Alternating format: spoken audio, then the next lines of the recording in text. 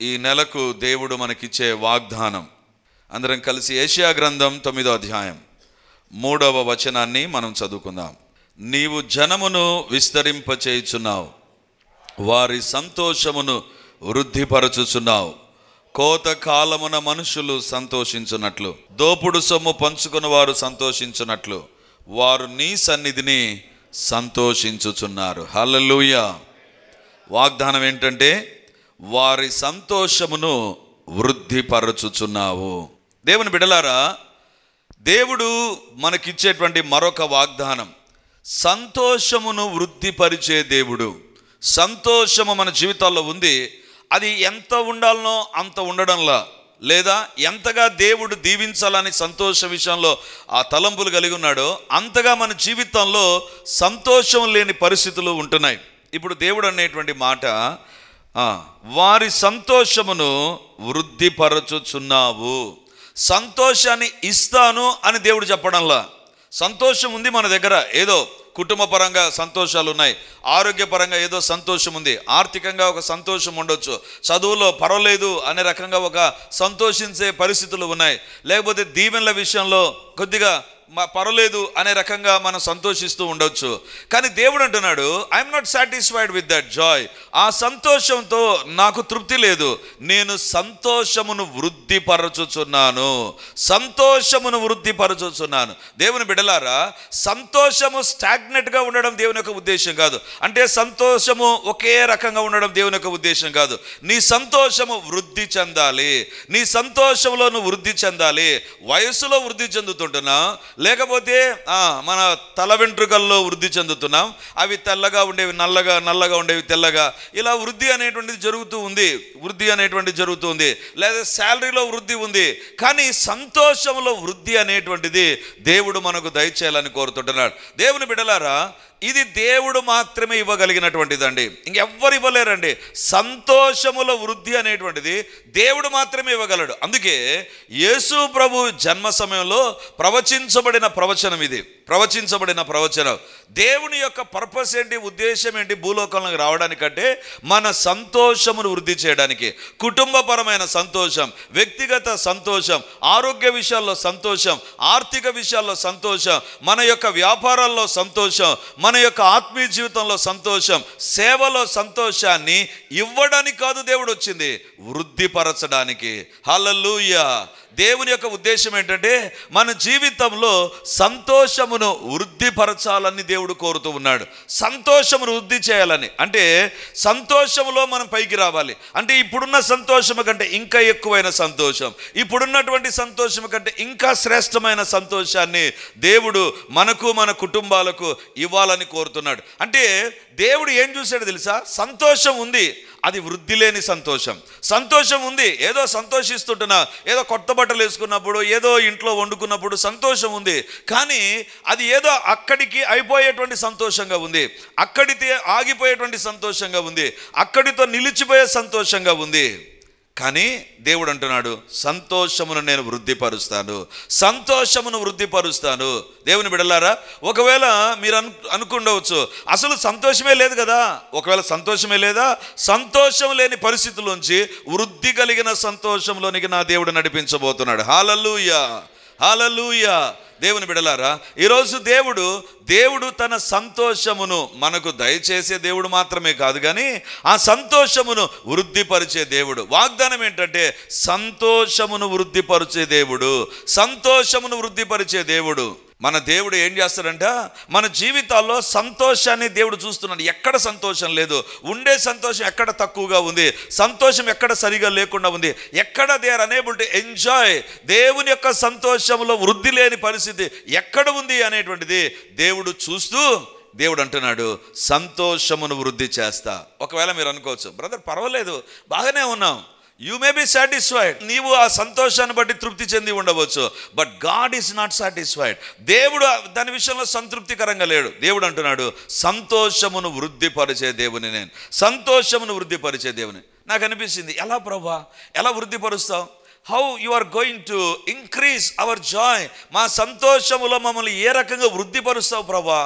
దేవుడు దానికి 2 సూచనలు ఇచ్చాడు. చూడండి 3వ వచనం, యెషయా గ్రంథం 9వ అధ్యాయం 3వ వచనం.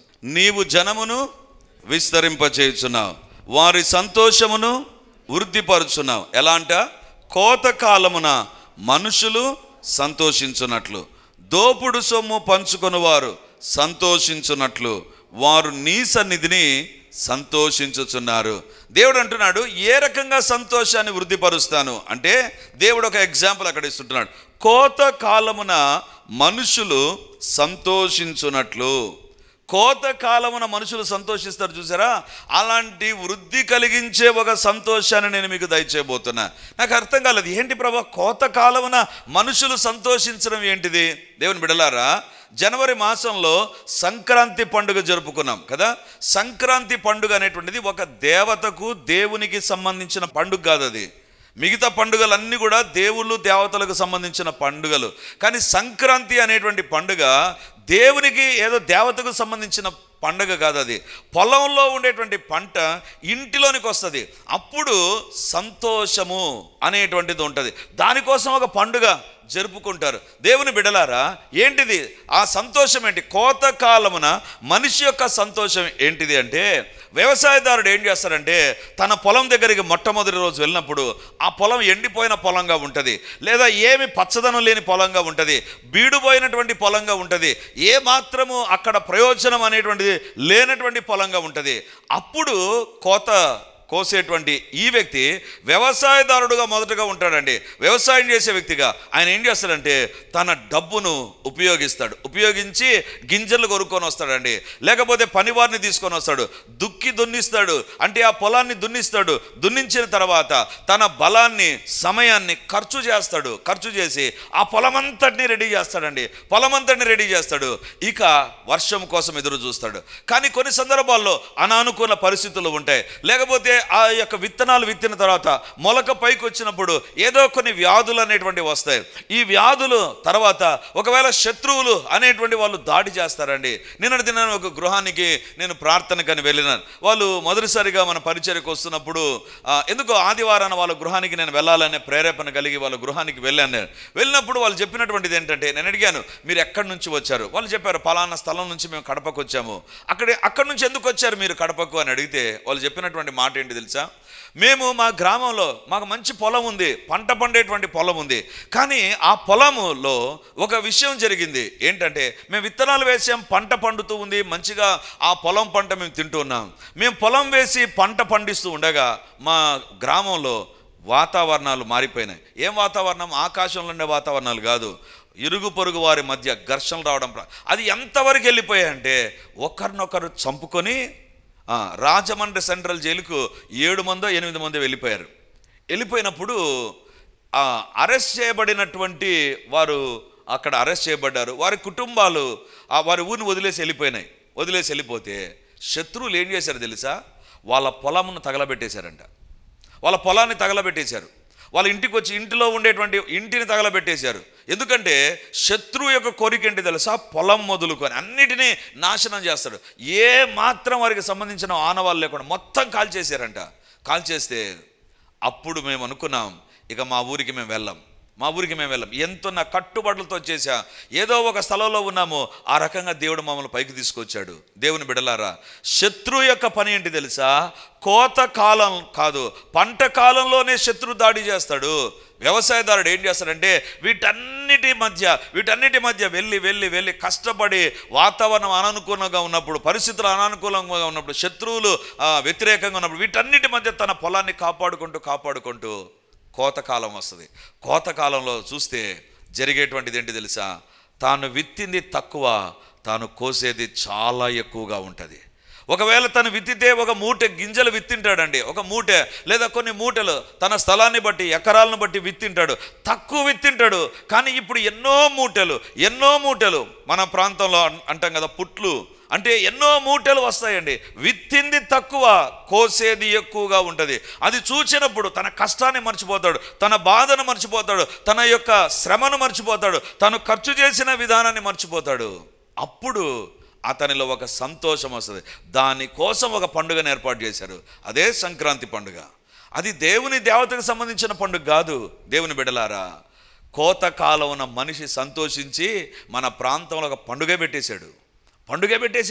దేవుడు అంటున్నాడు, కోతకాలమున మనుషులు సంతోషించున్నట్లు నీ సంతోషాన్ని దేవుడు వృద్ధి చేయాలని కోరుతుంటున్నాడు. అంటే గత దినాల్లో ఎక్కడైతే నువ్వు ఖర్చు చేసావో, ఎక్కడైతే కష్టపడ్డావో, ఎక్కడైతే శ్రమ పడ్డావో, ఎక్కడైతే నీ బలాన్ని ఉపయోగించావో, ఎక్కడైతే నువ్వు పైకి రావాలని ఆశపడి అక్కడ ప్రయాసపడ్డావో, ఎక్కడైతే నీ జీవితంలో నువ్వు ప్రయాసపడుతున్న ఆటంకాలు అడ్డంకులు వచ్చేసి, లేకపోతే మోసాలు నష్టాలు జరిగిపోయి ఆ పరిస్థితుల మధ్య ఇప్పుడు ఒక స్థానాల్లోకి నువ్వు వచ్చి ఉంటావు. ఇప్పుడు దేవుడు అంటున్నాడు, కోతకాలమున మనుషులు సంతోషిస్తారు. చూసారా, నువ్వు పడిన కష్టానికి రావలసిన ప్రతిఫలం వచ్చినప్పుడు, అతడు విత్తింది కొంచెమే, కోసేది చాలా ఎక్కువగా తను చూసినప్పుడు సంతోషిస్తాడండి.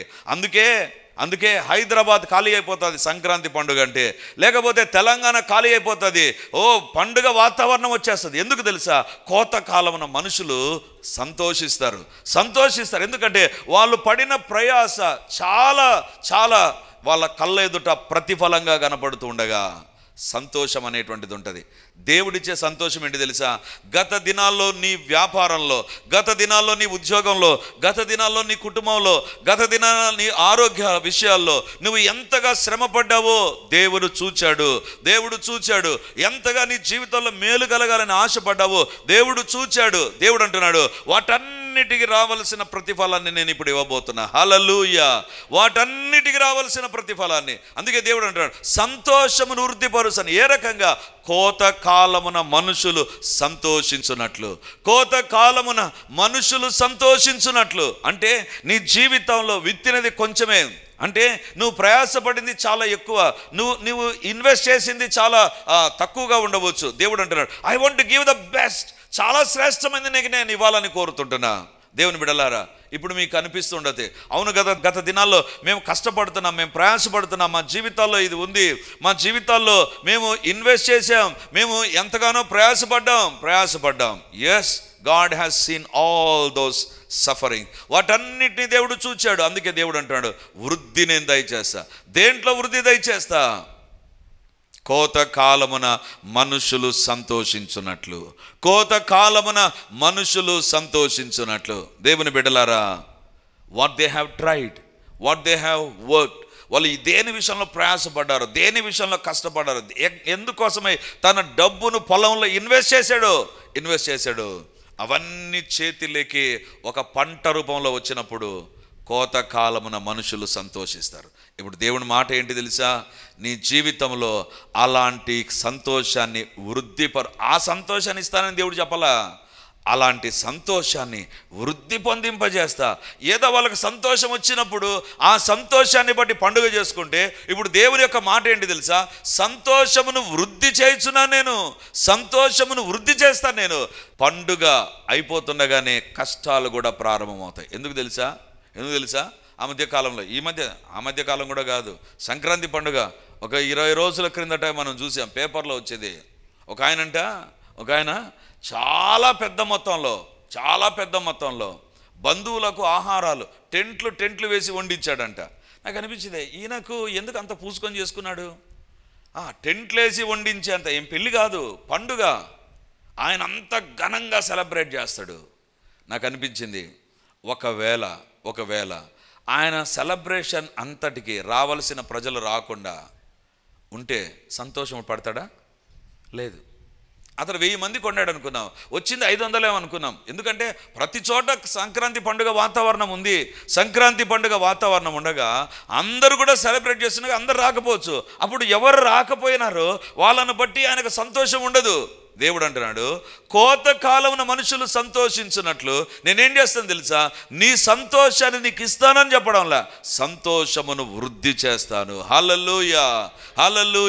దేవుని బిడ్డలారా, ఈరోజు దేవుడు మనకిచ్చేటువంటి మాట అంటే, నీ సంతోషమును వృద్ధిపరుస్తాను. Where you are not properly enjoying your life, నీ జీవితాన్ని ఎక్కడైతే నువ్వు సంతోషభరితంగా లేకుండా ఉంటున్నావో అక్కడ నేను వృద్ధిని తీసుకొని వస్తా, అక్కడ ఆశీర్వాదాలను తీసుకొని వస్తాను. ఈరోజు దేవుడు మనతో మాట్లాడుతాడు. That is number 1. నెంబర్ 2, యెషయా గ్రంథం 9వ అధ్యాయం 3వ వచనాన్ని మనం చదువుకుందాం. నీవు జనమును విస్తరింపజేయుచున్నావు, వారి సంతోషమును వృద్ధిపరుచున్నావు. కోతకాలమున మనుష్యులు సంతోషించినట్లు దోపుడు సొమ్ము పంచుకొని వారు సంతోషించినట్లు. రెండవదిగా దోపుడు సొమ్ము పంచుకొని వారు సంతోషించున్నట్లు. దోపుడు సొమ్ము అంటే యుద్ధము చేసిన తర్వాత, శత్రువు పైన దాడి చేసిన తర్వాత ఆ ప్రాంతంలో ఉన్నటువంటి వారి ఆస్తులను అన్నిటినీ తీసుకుంటారండి. అది దోపుడు సొమ్ము అంటే. ఇప్పుడు చెప్తాను, 2 రకాలైనటువంటి యుద్ధాలు ఉంటాయి, జాగ్రత్తగా వినండి. 2 రకాలైనటువంటి యుద్ధాలు. మొదటి యుద్ధం ఏంటంటే శత్రువు మనపైకి రావడం, అది మొదటి రకమైన యుద్ధం. రెండవదిగా మనం శత్రువుపైకి వెళ్ళడము, అది రెండవ రకమైనటువంటి యుద్ధం. మొదటిగా శత్రువు మనపైకి వస్తాడు, మనకేం సంబంధం ఉండదు, మామూలుగానే ఉంటాం, శత్రువే మనపైకి వచ్చి యుద్ధం చేస్తాడండి. కానీ రెండవ యుద్ధం ఉంటుంది, మనం చేసేటువంటి యుద్ధం ఉంటుంది. మాకు ఇది ఇవ్వు, మాకు ఇది ఇవ్వు, మాకు ఇది చెయ్యి, మాకెందుకు ఇవ్వడం లేదు, మాది మాకు ఇవ్వు అని వాళ్ళని ఎంత అడిగినా కూడా అది ఇవ్వనటువంటి పరిస్థితి అనేటువంటిది ఉంటుందండి. దేవుని బిడ్డలారా, ఈరోజు దేవుడు అంటున్నాడు యుద్ధాలు 2 రకాలుగా ఉన్నాయి. ఏ యుద్ధమైనా దోపుడు సొమ్ము అనేటువంటిది దొరికినప్పుడే నిజమైన సంతోషం అండి. యుద్ధములో జయము రావడం సంతోషం అయితే, యుద్ధములో అంటే ఇతరులను ఓడించడం అనేటువంటిది, ఇతరులపైన జయము సాధించడం సంతోషం అయితే, అది కాదు అసలైనటువంటిది. వాళ్ళ దగ్గర ఉండేవి మనం తీసుకుంటాం చూసారా, అది అసలైన సంతోషం. దోపుడు సొమ్ము పంచుకొని వారు సంతోషించడం, దోపుడు సొమ్ము పంచుకొని వారు సంతోషించడం. దేవుని బిడ్డలారా, అంటే యుద్ధం చేసినప్పుడు యుద్ధములో జయము సాధించడం ఎంత ఇంపార్టెంటో, దోపుడు సొమ్ము అనేటువంటిది. ఈ మధ్య కాలంలో ఇశ్రాయేల్ దేశంలో యుద్ధం జరిగినప్పుడు ప్రతి ఒక్కరు చదివింటారండి. ఇశ్రాయేలు సైన్యము ఈ యొక్క హమాస్ ఉండేటువంటి ప్రాంతంలోనికి వాళ్ళు వెళ్ళినప్పుడు, వాళ్ళ పట్టణాన్ని వాళ్ళు స్వాధీనపరుచుకున్నప్పుడు వాళ్ళు ఏం చూపించారు తెలుసా? వాళ్ళు ఎట్లా విజయాన్ని సాధించారు, జెండా ఎలా పాతారు, అది కాదు చూపించింది. వాళ్ళ దగ్గర ఉన్నటువంటి ఆయుధాలను వాళ్ళు తీసుకున్నారు. వాళ్ళ దగ్గర ఉన్నటువంటి ఏదైతే సామాగ్రి ఉందో వాటిని తీసుకోవడం ప్రారంభించారు. తీసుకొని దాన్ని బట్టి సంతోషించారు. దేవునికి స్తోత్రం. యుద్ధములో మనుషులు దోపుడు సొమ్ము ఏం చేస్తారంట, పంచుకుంటారంట.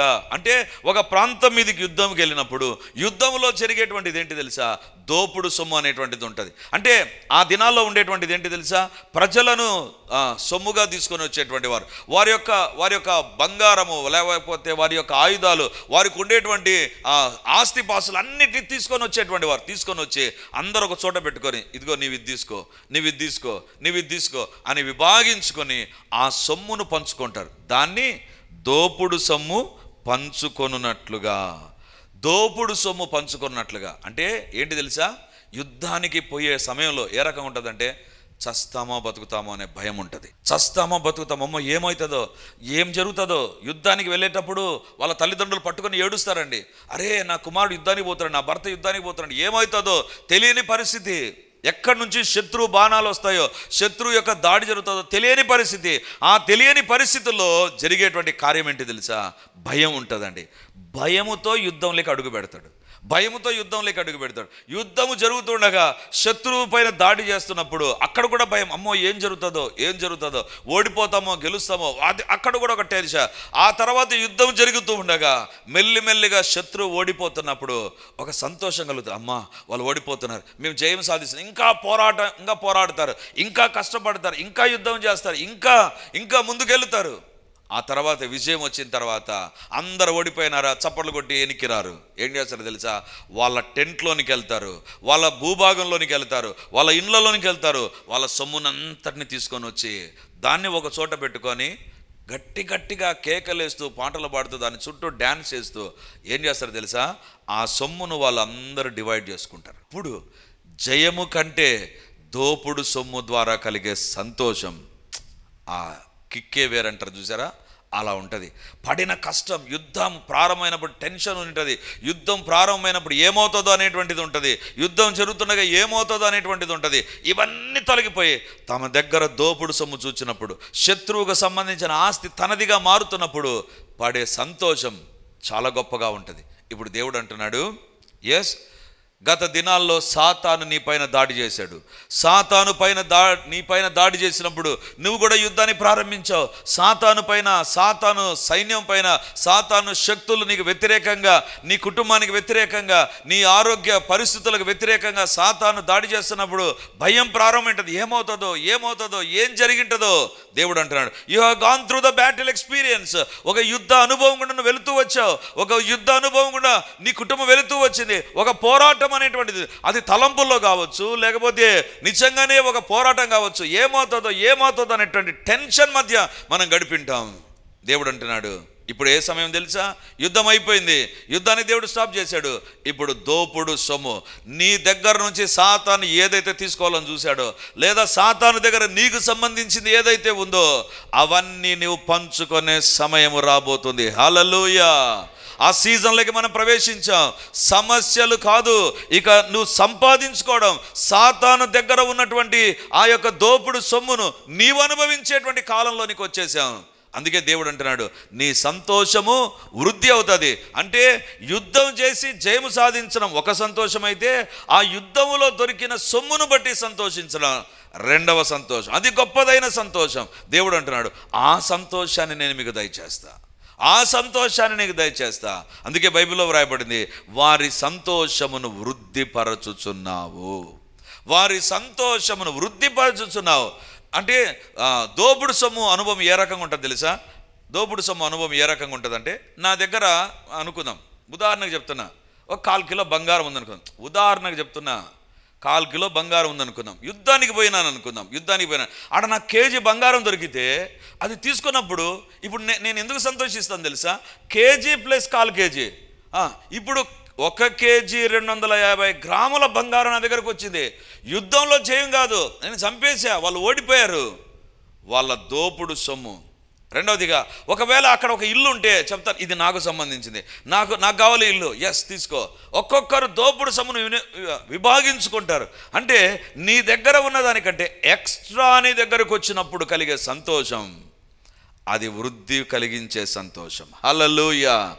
దేవుడు ఆ సంతోషాన్ని దయచేయాలని కోరుతున్నాడు.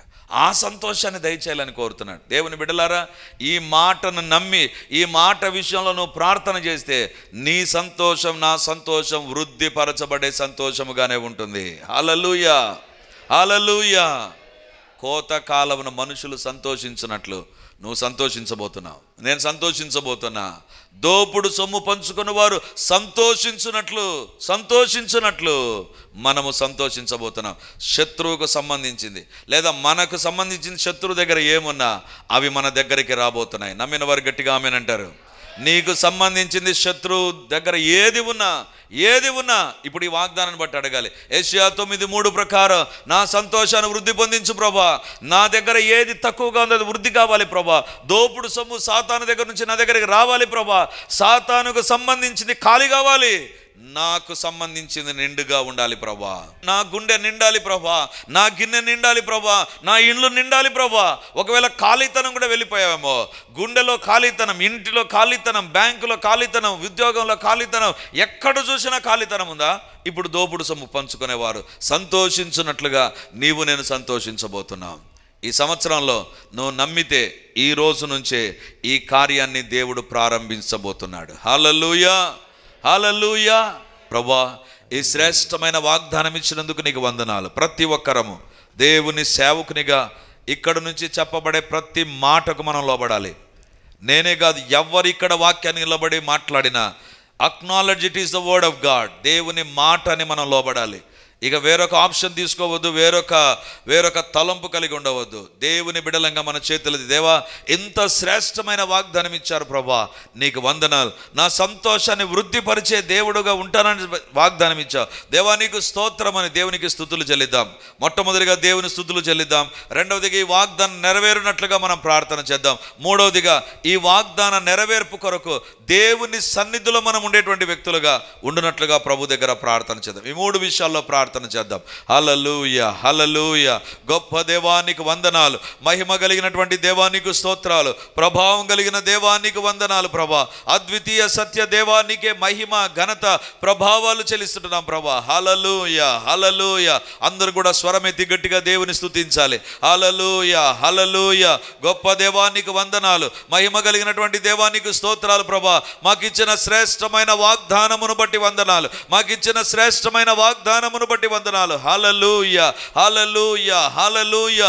ఆకాశమైన భూమి అయినా గతించిపోతుంది కానీ నీ వాక్యంలోని పొల్లైన సున్నైనా తప్పిపోదు ప్రభా. అలాంటి శ్రేష్టమైన వాగ్దానాలు మీరు మాకు ఇస్తూ ఉండగా నీకు వందనాలు ప్రభా. మరొక యాడెడ్ ప్రామిస్ మీరు మాకు అనుగ్రహించి ఉండగా వందనాలు ప్రభా. మరొక వాగ్దానం మాకు దయచేసిన దేవానికి వందనాలు. హల్లెలూయా, హల్లెలూయా, హల్లెలూయా. యేసయ్యా మీకే స్తుతి, స్తుతి, స్తోత్రము తండ్రి. ప్రభావము ఘనత తండ్రి మీకే చెల్లిస్తుంటున్నాం ప్రభా. యేసయ్యా మీకే మహిమ, మహిమ, మహిమ. మాకిచ్చిన వాగ్దానం యెషయా 9:3 వారి సంతోషమును వృద్ధిపరచుచున్నావు. ఆ దేవానికి వందనాలు. ఈ శ్రేష్టమైన వాగ్దానమును బట్టి మీకే కోటాను కోట్ల వందనాలు, వందనాలు, వందనాలు ప్రభా. వెలకట్టలేని వాగ్దానాలు మీరు మాకు ఇస్తూ ఉండగా వందనాలు ప్రభా. Thank you so much Lord. యేసయ్యా మీకే మహిమ, మహిమ, ఘనత ప్రభావములు కలుగునుగాక, ప్రభావములు కలుగునుగాక. దేవా ఈ వాగ్దానం నెరవేరునట్లుగా మేము మీ సన్నిధిలో ఎప్పుడు కనబడుదుముగాక. వ్యక్తిగతంగా మేము ప్రార్థించుదుముగాక, కుటుంబముగా ప్రార్థించుదుముగాక, సంఘముగా ప్రార్థించుదుముగాక. మీ సన్నిధిలో ఉంటేనే మీ యొక్క ఆశీర్వాదాలు, మీ యొక్క దీవెలు మాకు కలుగుతాయి ప్రభా. కాబట్టి ఈ రోజు నుంచి ఒక ప్రార్థన మేము చేస్తున్నాం ప్రభా. ప్రతిరోజు నీ సన్నిధిని మేము అనుభవించుదుముగాక. వ్యక్తిగతంగాను, కుటుంబ పరంగాను, నాయన సంఘముగాను మీ సన్నిధిలో మేము కనబడుతూ ఉందుముగాక, కనబడుదుముగాక, ప్రార్థించుదుముగాక, స్తుతించుదుముగాక, మొరపెట్టుదుముగాక, విజ్ఞాపన చేయుదుముగాక, కనిపెట్టుదుముగాక. దేవా మీరే మాకు మీ సన్నిధి భాగ్యాన్ని దయచేయండి ప్రభా. అవును తను నీ సన్నిధిలో గడిపితే నాయన కోత కాలమున వ్యవసాయదారుడు సంతోషించినట్లుగా సంతోషము వృద్ధిపరిచే దేవుడవు నాయన. యేసు నామమందు కోతకాల సంతోషం మా జీవితాల్లో వృద్ధి అగునుగాక, వృద్ధి అగునుగాక, వృద్ధి అగునుగాక, వృద్ధి అగునుగాక. తండ్రి దోపుడు సొమ్ము పంచుకొని వారు సంతోషించినట్లుగా మేము కూడా సంతోషించుదుముగాక. మాకు సంబంధించినవి సాతాను దగ్గర, వ్యక్తుల దగ్గర ఏది ఉన్నా అది దోపుడు సొమ్ముగా మేము సంతోషించుదుముగాక.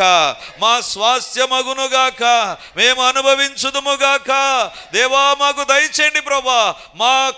మాలో ఉండవలసిన ఆరోగ్యం, మా ఇంటిలో ఉండవలసిన ధనము, సంతోషం, నెమ్మది ఎక్కడ ఉన్నా ఈ వాగ్దానాన్ని బట్టి మా సంతోషం వృద్ధి అగునుగాక.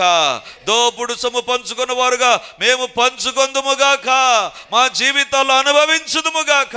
నాయన నీ సన్నిధిలో మాత్రమే సంపూర్ణ సంతోషం ఉంది నాయన. తండ్రి దోపుడు సొమ్ము పంచుకున్న వారి సంతోషము కంటే, నాయన కోతకాలం సంతోషము కంటే దేవా నీ సన్నిధిలో ఉన్న సంపూర్ణ సంతోషం మేమెప్పుడు అనుభవించుదుముగాక. ఎడబాయని మీ సంపూర్ణ సంతోషం, తొలగిపోని మీ సంపూర్ణ సంతోషం, విడిచిపెట్టనటువంటి మీ సంపూర్ణ సంతోషం యేసు నామమందు మాకుండునుగాక. దేవా ఈ వాగ్దాన ఫలములు మేము అనుభవించుదుముగాక. వ్యక్తిగతంగాను, కుటుంబ పరంగాను యేసు నామమందు మేము అనుభవించుదుముగాక, అనుభవించుదుముగాక. లైవ్ లో ఎంతమంది చూస్తున్నారు, ఈ యొక్క ప్రార్థనలో ఎంతమంది టీవీలో ఏకీభవిస్తుంటున్నారు. Lord I pray for them. వారి జీవితాల్లో కూడా వారి సంతోషం వృద్ధి అగునుగాక, వారి సంతోషం వృద్ధి అగునుగాక. యేసు నామమందు జరుగునుగాక. దేవా మీ గొప్ప కార్యాలు మీరు జరిగించండి. మీకే స్తోత్రాలు ప్రభా. ఈ యొక్క ఫిబ్రవరి మాసంలో మీరు మాతో ఉండండి. ప్రతి క్షణము ఎడబాయని మీ సన్నిధి మాకు తోడుగా ఉండునుగాక. మా శత్రువులు మా ఎదుట క్షణ క్షణము ఓడిపోతూనే ఉందురుగాక. మాకు వ్యతిరేకమైన ప్రతి శత్రువు యొక్క సాధనాలు ప్రతి క్షణము వ్యర్థమగునుగాక, వ్యర్థమగునుగాక. ప్రతిరోజు మా కార్యములు సఫలమగునుగాక, మా సంతోషం వృద్ధి అగునుగాక, మా కార్యాలు సఫలమగునుగాక, మా సంతోషం వృద్ధి అగునుగాక, మా కార్యాలు యేసు నామమందు సఫలమగునుగాక, మా సంతోషం యేసు నామమందు వృద్ధి చెందునుగాక. దేవా మీరే మమ్మల్ని దీవించండి, ఆశీర్వదించండి. మేము తలగానే ఉందుముగాక, సాతాను సంబంధికులు తోకగానే ఉందురుగాక. మేము పైవారముగా ఉందుముగాక, మేము అప్పించువారముగా ఉందుముగాక, మేము ఆరోగ్యవంతులుగా ఉందుముగాక, మేము ఘనమైన సేవ చేయుదుముగాక, మిమ్మల్ని సంతోషపెట్టి ఆనందింపజేసే పరిచర్యను మేము జరిగించుదుముగాక. మీరే మాకు తోడుగా ఉండి దర్శించి దీవించి మహిమను పొందండి. మీకే వందనాలు చెల్లిస్తూ మమ్మల్ని, మా కుటుంబాలను, పరిచయను మీ చేతులకు అప్పగిస్తూ నిత్యము మా ద్వారా మహిమ మీరు పొందుమని, సంతోషము ఆనందం ఎప్పుడు మమ్మల్ని బట్టి మీకు కలుగుతూనే ఉండునట్లుగా సాయం చేయమని మమ్మల్ని మేము తగ్గించుకుంటూ మీ నామాన్ని హెచ్చిస్తూ యేసయ్య నామమందు ప్రార్థించి అడిగి పొంది ఉన్నాము తండ్రి. ఆమేన్, ఆమేన్, ఆమేన్. త్రియేక దేవుని యొక్క సన్నిధి, తోడు, కాపుదల, భద్రత, సంతోషం, వృద్ధిపరిచే ఆశీర్వాదంలోని ప్రతి దీవెన మనము, మన కుటుంబాలు సమృద్ధిగా మన పరిచర్య అనుభవించునుగాక. ఆమేన్, ఆమేన్. Praise the Lord. యేసుక్రీస్తు పరిశుద్ధ నామందు మీ ఒక్కొక్కరికి మా వందనాలు తెలియజేస్తుంటున్నాను. రిడీమర్ చర్చిలో మొదటి ఆరాధన 8 గంటలకు ప్రారంభమవుతుంది. రెండవ ఆరాధన 10 గంటలకు ప్రారంభమవుతుంది. మూడవ ఆరాధన సాయంత్రం 7 గంటలకు ఉంటుంది. దేవుని బిడ్డలారా, ఎవరైనా ఉదయం ఆయా పనులు కలిగి రెండవ ఆరాధనలకు రాలేకపోతున్నారని భావించి ఈ యొక్క మొదటి ఆరాధన ప్రారంభిస్తున్నాం. సో ఈ యొక్క అవకాశాన్ని సద్వినియోగం చేసుకొని దేవుని యొక్క సన్నిధికి వచ్చి దైవ దీవెనలు మీరు పొందాలని కోరుతున్నాం. మొదటి 2 ఆరాధనలో మాత్రమే ప్రభు బల్ల ఉంటుంది. కాబట్టి సిద్ధపడి దేవుని సన్నిధికి రమ్మని మిమ్మల్ని కోరుతూ ఉన్నాను.